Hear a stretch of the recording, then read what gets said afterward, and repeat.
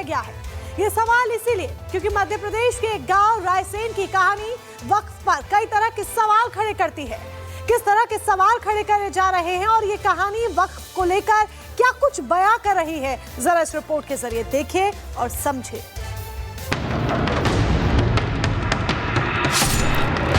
मूर्ति हटा के फेंक दी थी मंदिर से। हाँ, जब से ये जमीन वगैरह पर विवाद हो रहा है। अगर ये वक्फ की जमीन होती तो यहाँ पर इतने प्राचीन मूर्तियां कैसे होती? वक्फ का कब्जा प्लान कह रहा है हमारी जगह है जी कब्रिस्तानों की। सरकारी जमीन पर दावा। वक्फ बोर्ड ये दावा कर रहा है कि जमीन है वो वक्फ की है। वक्फ के नोटिस से हड़कंप। वक्फ की गुंडागर्दी से पूरा देश वाकिफ है। देश में कहीं भी किसी भी जमीन पर दावा ठोकता रहा है। इस बार वक्फ बोर्ड ने मध्य प्रदेश के रायसेन के गांव की जमीन पर दावा किया, जिसके बाद पूरे इलाके में हड़कंप है। वक्फ के नोटिस से रायसेन के माखनी गांव के लोग डरे सहमे हैं। उन्हें अब सर से छत और पैरों तले जमीन खिसकने का डर है। खंडित मूर्तियां और लोगों के चेहरे पर निराशा का भाव, माथे पर चिंता की लकीर ये बताने के लिए काफी है कि आखिर गांव में चल क्या रहा है। माखनी गांव के करीब 6 से 7 लोगों को नोटिस दिया है वक्फ बोर्ड ने कि उन्हें उनका घर खाली करना पड़ेगा। वक्फ बोर्ड ये दावा कर रहा है कि जमीन है वो वक्फ की है, कब्रिस्तान की जमीन है और इसीलिए मकान खाली करने पड़ेंगे। लेकिन हम जब इस माखनी गांव में घुसते हैं, सबसे पहले ये देखिए हरदोल दरबार, ये मंदिर है। सालों से ये मंदिर यहाँ पर स्थापित है। इसके अलावा हम आपको यहाँ की रियलिटी दिखाते हैं, क्योंकि गांव के लोगों का कहना है कि ये जो मंदिर के आसपास और भी मूर्ति स्थापित है उन्हें षड्यंत्र के तहत तोड़ा गया है। देखिए शिवलिंग है और कुछ प्राचीन मूर्तियां हैं जो कि यहाँ पर स्थापित थी, लेकिन अभी ये कहीं ना कहीं इसके साथ छेड़छाड़ हुई है, ऐसा स्थानीय यहाँ के कह रहे हैं। रायसेन का माखनी गांव जहां वक्फ ने दावा किया है, उस पर सरकार ने लोगों को पीएम आवास के तहत मकान बना कर दिए, जहां हिंदू परिवार रह रहे हैं। लेकिन वक्फ बोर्ड के नोटिस के बाद लोग दहशत में हैं। वहीं वक्फ ने नोटिस थमाकर सभी को जमीन खाली करने को कह दिया। इतना ही नहीं, वक्फ ने हिंदू परिवारों को चेतावनी भी दी कि अगर जमीन खाली नहीं हुई तो कानूनी कार्रवाई की जाएगी। एक बार मूर्ति वगैरह हटा दी थी इधर से, मंदिर से हटा के नीचे फेंक दी थी। अच्छा जी। तो कौन कर रहा है ये सब? सर उनका ही पता था हमें को तो। एक बार आया हुआ था, मूर्ति हटा के फेंक दी थी मंदिर से। हाँ, जब से ये जमीन वगैरह पे विवाद हो रहा है। पेल से बने हैं, जो बहुत पुराने, जो कम से कम 50 साल से ऊपर से बने हैं। कब से रह रहे हैं ये परिवार के लोग? जे सर हमारा जन्म हुआ जब से हमने यहीं देखा है इनको। वक्फ बोर्ड का दावा है कि कादर पटेल नाम के शख्स ने ये जमीन वक्फ के नाम की है। वहीं हिंदू परिवारों का कहना है कि वो मर जाएंगे लेकिन जमीन खाली नहीं करेंगे। मैं इस समय रायसेन जिले के माखनी गांव में हूं, जहां पर कि वक्फ बोर्ड के एक नोटिस से हड़कंप मच गया है। माखनी गांव के तमाम लोग जो जिनकी पीढ़ियां यहां रह रही थी वो अब दहशत में है, क्योंकि उनको जो नोटिस मिला है उसके मुताबिक उन्हें ये अपने जो घर हैं जो उन्होंने काफी मेहनत से बनाए हैं उन्हें खाली करने का नोटिस दिया गया है। सर भाई ये नोटिस मुझे तोड़ने की बोल रहा है वो। अब तो नोटिस मिल गया तो क्या घर खाली करना पड़ेगा? नहीं सर, हमारे जाएंगे मगर हम नहीं करेंगे। हम नहीं करेंगे घर खाली, हमारे बच्चों पे बिल्लू जब चला जाए के बाद में घर तोड़न देंगे। बताया जा रहा है कि वक्फ के दावे के पीछे हिंदू परिवारों को तंग करना है। आरोप है कि हिंदू परिवारों के खिलाफ पलायन की साजिश रची जा रही है और वक्फ को सिर्फ मोहरे की तरह इस्तेमाल किया जा रहा है। इतना ही नहीं, आरोप है कि मुस्लिम समाज के लोग कई बार रात में मंदिर पर हमला भी करते हैं। अभी यहाँ के जो पुजारी हैं जो यहाँ की मंदिर की पूजा करते हैं उनसे मैं पूछता हूँ, जो आप दिखाइए ये जो शिवलिंग है इसके बगल में जो मूर्ति है वो खंडित कैसे है, क्या किसने किया ऐसा? छोड़ देंगे साहब। किसने? हाँ, ये नहीं छोड़ी है। किसने? ये अनवर मियां। तो आप लोग के रहते हुए कैसे? रात में टूट गए क्या? अच्छा। हाँ। मैं आपसे मैं पूछूंगा, ये जो मूर्तियाँ टूटी हैं किसने तोड़ी हैं?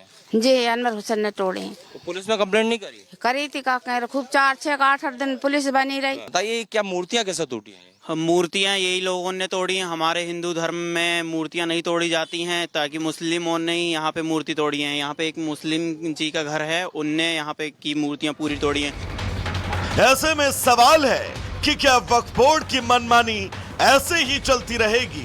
क्या वक्फ बोर्ड हिंदुओं को मोहरा बनाकर उनके खिलाफ साजिश रच रहा है?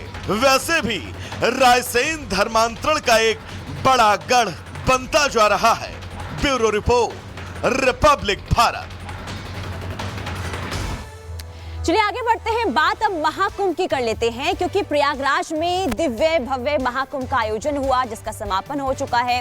और समापन के साथ ही कई तरह के सवाल जरूर उठ रहे थे, लेकिन मुख्यमंत्री योगी आदित्यनाथ ने बताया कि दुनिया के सबसे बड़े धार्मिक आयोजन में क्या चुनौतियां आई, क्या दिक्कतें आई और इन चुनौतियों से कैसे निपटा गया। साथ ही साथ मौनी अमावस्या में जो भगदड़ मची थी और इसके साथ ही विपक्ष जिस तरीके से सवाल उठा रहा था, इन तमाम सवालों का जवाब मुख्यमंत्री योगी आदित्यनाथ ने एक बार फिर दिया।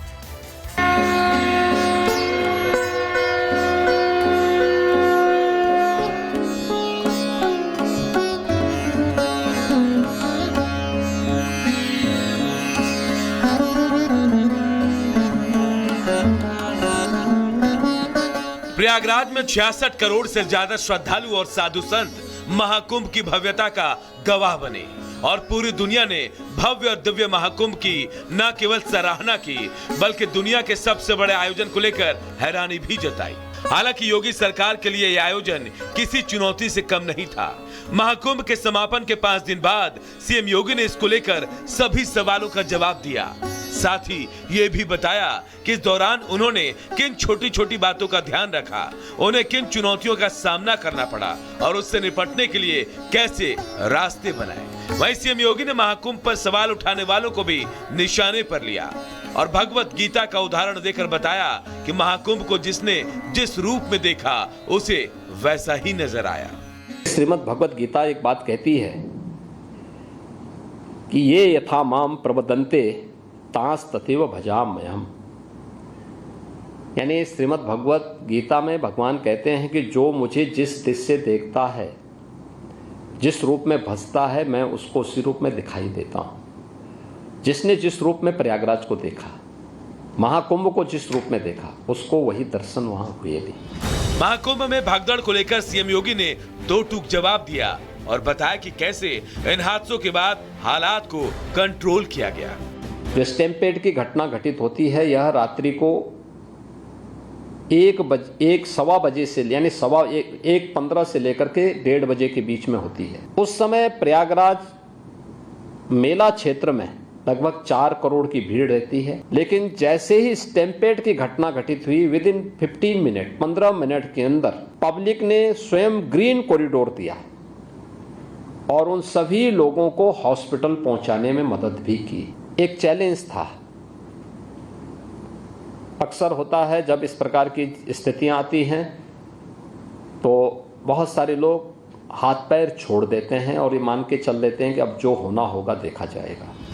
मौनी अमावस्या पर हुई भगदड़ को ज्यादा उजागर क्यों नहीं किया गया, इसकी वजह भी सीएम योगी ने खुद ही बताई।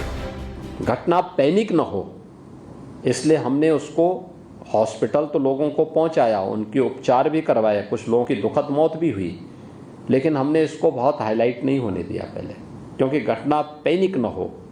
क्योंकि हमारे पास उस समय 8 करोड़ लोग, 8 करोड़ श्रद्धालु और संत उस समय प्रयागराज में मौजूद थे, मेला क्षेत्र में, प्रयागराज सिटी में। इस प्रकार की घटना की पुनरावृत्ति न हो, इसके लिए फिर यहाँ से स्वयं हम लोगों ने कंट्रोल करना प्रारंभ किया। प्रयागराज में महाकुंभ तो हजारों साल से हो रहा था, लेकिन बीते कुछ सालों में महाकुंभ में भीड़, गंदगी, अव्यवस्था और बद इंतजामी की धारणा बन गई थी। लेकिन इस बार सीएम योगी ने इसे बदल कर रख दिया। हालांकि ये बदलाव रातों रात नहीं आया, ये उनकी एडवांस प्लानिंग और सालों की मेहनत का नतीजा है।